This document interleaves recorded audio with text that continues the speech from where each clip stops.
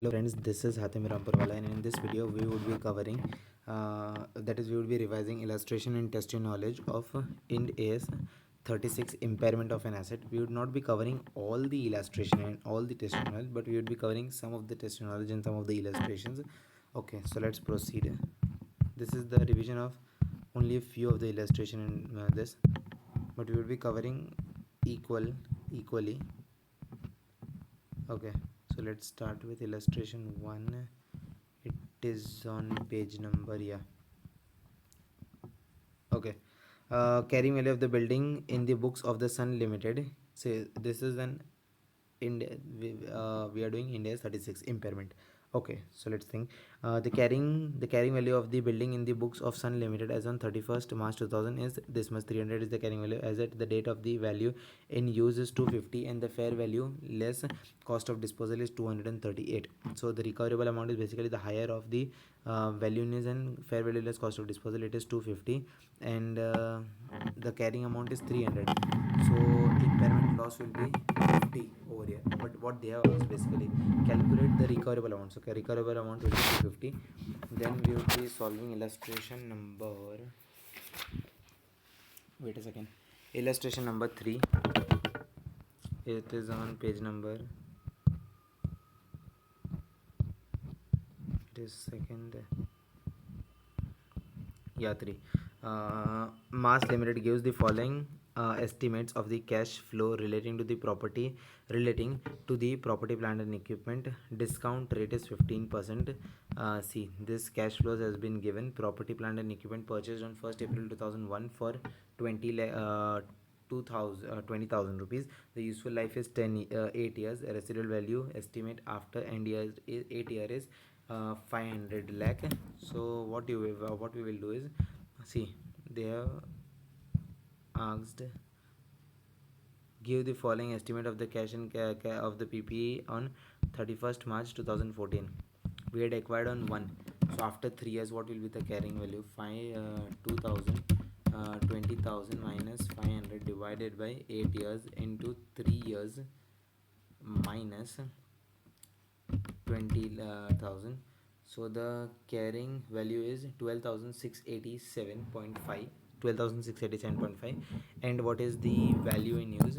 What we'll do is, value in use is apply this discounting rate 15% to this cash flow and to the residual value as well of 500 as in 31st March 2009, and we'll get a value in use. And fair value less cost of disposal they have given is 10,000. We'll compare all of them and we'll arrive at a what we can say, impairment loss. That's what they have asked. See the answer, so we'll directly go to the solution.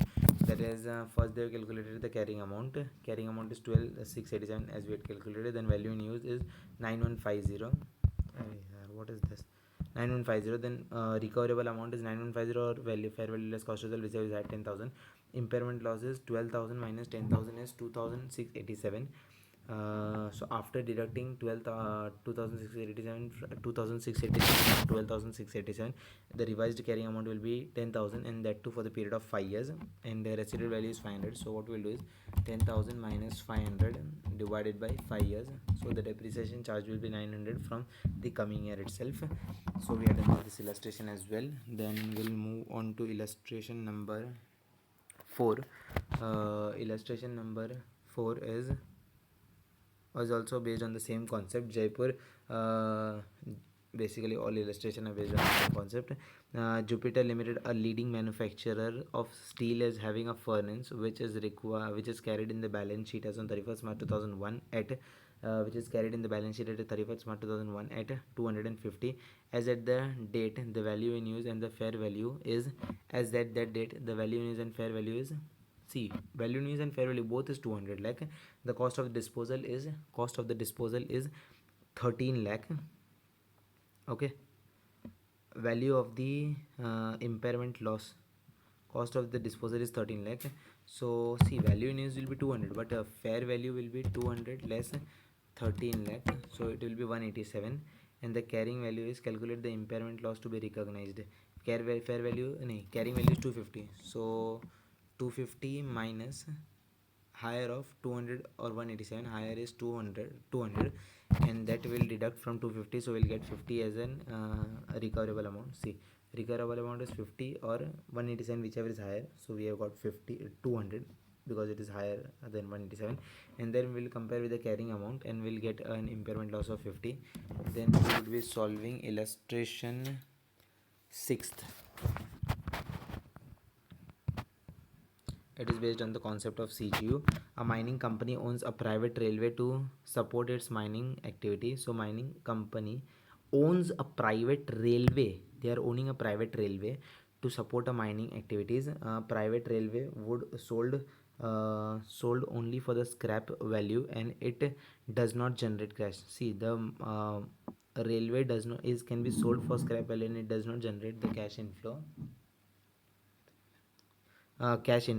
that are largely independent of the it does not generate the cash inflow that are largely independent of the cash flow from the other assets of the mine. So what will be the value? So solution: it is not possible to estimate the recoverable amount of the private railway because, see, individually we cannot calculate the recoverable amount of the railway, private railway, because its value in use cannot be determined, and it is probably different from the scrap value, therefore the entity estimates the recoverable amount entity estimates the recoverable amount of the cash generating unit. So if it cannot derive individually, so therefore the entity estimates the recoverable amount of the cash generating unit to which a private railway belongs, that is the mine company as a whole. So the entity if an entity cannot determine the recoverable amount individually, it has to determine for the mine company as a whole, to which the it has to determine the cash recoverable amount of the cash generating unit to which the private railway belongs, that is the mine company as a whole. Okay, the same on same concept illustration 7 is also based. You can read and understand it. Then we would be solving illustration number, wait a second, 11. Okay, so 11. 8 is also a nice question. See, I will quickly explain 8 just by 3 figures that they have given. The carrying value of the provision of restoration is, see, the carrying amount of the provision of the restoration is 500, which is equal to the present value of the restoration. This is the carrying value of this is the present value basically of the restoration cost. And now in last para what they are given is, the entity is testing the mine for impairment. The cash generating unit for the mine is the mine as a whole. For the mine is CGU for the mine is mine as a whole. The entity has received various offer to buy the mine at a price of 800. So this is fair value, basically fair value less cost to sell, because it is getting an offer to buy the mine. Various offer are getting to buy the mine at 800. So this is the fair value. The price reflects the fact that the buyer will assume the obligation to restore the overburden disposal cost for the mine are negligible. The value in use of the mine is approximately 1200 excluding restoration cost. So value in use is 1200 excluding restoration, so we'll deduct that 500 restoration from this, so we'll get 700 as value in use. The carrying amount of the mine is 1000. We'll deduct 500 from this as well, carrying amount.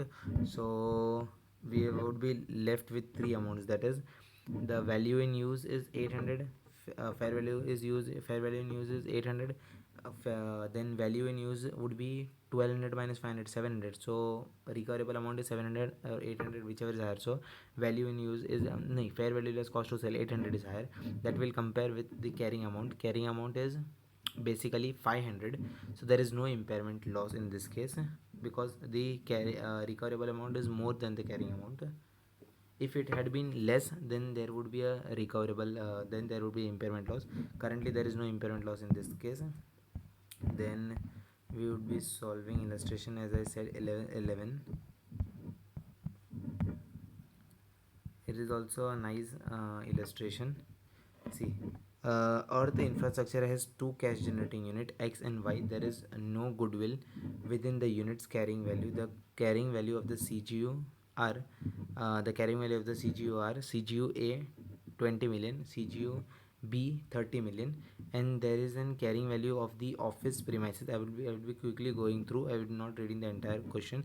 And the carrying value of the office building is 10 million. That 10 million we will allocate between 20 and 30 million to CGO, that is A and B, in their proportion of their carrying value, and then we'll compare with the value in use, that is 18 and 38, and then by comparing we will get an impairment loss in CGU A as 6, and in CGU B we will not get any impairment loss because the recoverable amount is higher.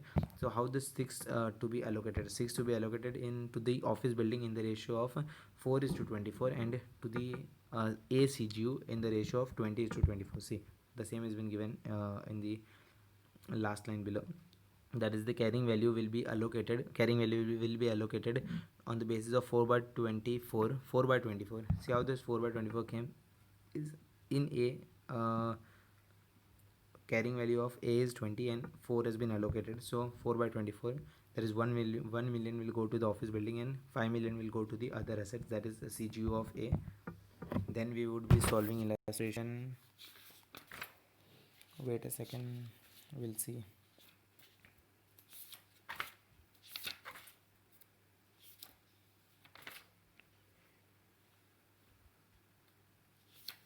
We would be doing illustration 20th. It is on page number 251.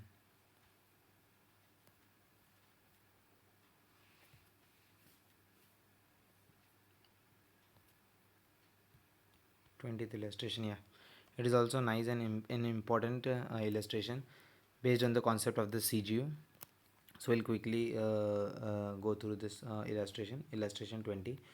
XYZ Limited produces a single product and owns plant 1, 2 and 3. Each plant is located in a different country. Plant 1 produces the component that is assembled in either plant 2 or plant 3. The combined capacity of the plant 2 and 3 is not fully utilized. XYZ Limited products are sold worldwide from either part A or part B. So plant A are assembled in 2 and 3. The combined capacity of 2 and 3 is not fully utilized, means there is still capacity left. XYZ Limited are sold worldwide from either plant 2 and 3. Plant 2 production can be sold in plant 3 country if the plant 3 can if the product can be delivered faster from plant 2 than plant 3. So even if it is in the different countries, if from plant 2 product can be delivered early, so that product will be delivered from plant 2 rather than plant 3. Utilization level of plant 2 and 3 depend on the allocation of the sales between allocation of the sales between the two sides. Allocation of the sales between the two sides.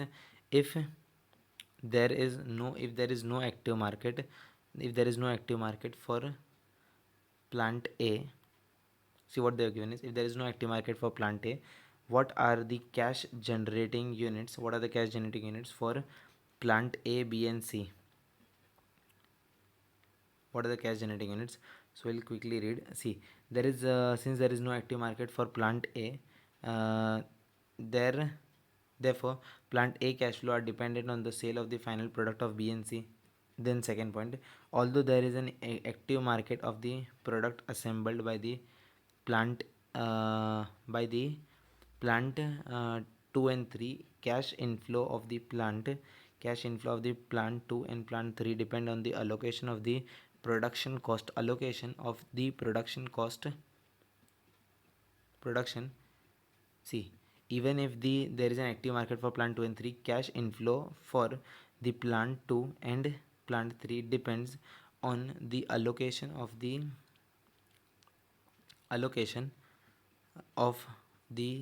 product. It depends upon the allocation of the production across the two sides it depends upon, see, in question also it has been given that it depends upon the allocation of the sales between the two sides. Even though it is active market, it is depend upon the allocation of the production between the two sides. It is unlikely that the future cash flow of 2 and 3 can be determined individually. So it is, there is less likelihood that the sales future inflow can be determined individually. As a consequence, it is likely that the plant 1 and plant, that it is likely by this kind of, by this 2 points, as a consequence it is likely that plant 1, 2 and 3 together are the smallest identifiable group of an assets that generate the cash inflow that are largely independent. So these are the smallest identifiable group of an asset that generate the cash flow that are largely independent, generate the cash inflow that are largely independent. Okay, then uh, we are done with that illustration. Illustration 21 is the same as that we did, I think so, illustration 8. Yeah, same as that. Then we would be solving test your knowledge first. Test your knowledge. See what the question has been stated is: Apex Limited is engaged in the manufacturing of the steel utensil. It owns the building for its headquarters. It is in the manufacturing business, steel utensil. It owns the building for its headquarters. The building used is fully occupied for the internal use. However, recently the company has undertaken a massive downsize exercise, as a result of which one third of the building become vacant. This vacant portion has now been given for a lease of 6 years. Determine the CGU of the building. So what they said is, we have to determine the CGU of the building. One third has been vacant and we had given on lease for a period of 6 years. So solution over here, it will be a corporate asset as a whole. See, that was a building, was a corporate asset. CGU of the building, building CGU of the building is Apex Limited as a whole. Apex Limited as a whole means CGU is the entire company. CGU is the Apex Limited as the whole, as the primary purpose of the building is to serve as a corporate asset. See, the primary purpose of the building was to serve as the corporate asset. That is what we can say. Means it was to serve as a corporate asset, but not to lease on, not to lend, not to lend, that is not to give on lease. The main purpose was to operate it operate it as a corporate asset. But if there is any vacancy, and but if there is any vacancy, so it has lent that. So what will be the CGU? CGU is the Apex company. The company's name is Apex company as a whole. Since the building is to serve the corporate asset, then we would be doing illustration test your knowledge question number 7th, and that would be our last, and then we'll wind up with the video. And this is also much simple question. Illustration, and that is question number 7. They have given us the cash flow. Wait a second, I had taken out the solution. Where is the question? Yeah, on 31st March, XYZ Limited makes the following estimates of the cash flow for one of its asset located in USA. It is making a cash estimate of the cash flow. So this is the cash flow 8120, this much, that we will discount with the appropriate rate applicable in US. Discount rate 10%. So 80 10 1 80 10 and 20 will be discounted at the rate of 10% respectively. And then we'll multiply after discounting, we'll get the present value of cash inflows, that will multiply by the exchange rate as on 31st March 2001, that is multiply with 45, and we will get the, what they have asked to calculate the value in use. See, this value in use is used in recoverable amount, calculating recoverable amount. Higher of fair value less cost to sell, or value in use, whichever is higher, is the recoverable amount. So in calculating of recoverable amount, there is an element that is value in use. And how to calculate value in use in case of this foreign cash flows? So discount it with the foreign discounting rate, and then multiply with the exchange rate as on 31st March 2001, that is closing on 31st March, makes the following estimate of the cash flow. Okay, so we'll quickly see the answer as well and then wind up. See, This was the cash flow 8120 multiplied by the discounting rate at the rate of 10%. Cash flow is 170.4 that we had multiplied with the date of calculating the value in use. Exchange rate as on 31st 1, that is the date of calculating the value in use, and value in use 45, and then we had got in rupees term value in use as on 31st March 2001 is 7668 rupees. Okay, so we are done with this. Thank you for watching the video.